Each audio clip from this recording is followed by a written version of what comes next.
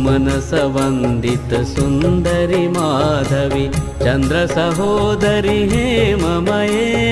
मुनिगणवन्दित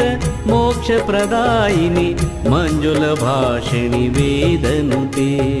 पंकजवासिनि देवसुपूजित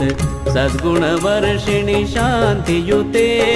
जय जय हे मधुसूदन कामिनि आदिलक्ष्मी परिपालय माम् आदिलक्ष्मी परिपालय माम् आदिलक्ष्मी परिपालय माम् ऐकलिकिल्मिषनाशिनि कामिनि वैदिकरूपिणि वेदमये क्षीरसमुद्भव मङ्गलरूपिणि मन्त्रनिवासिनि मन्त्रनुते।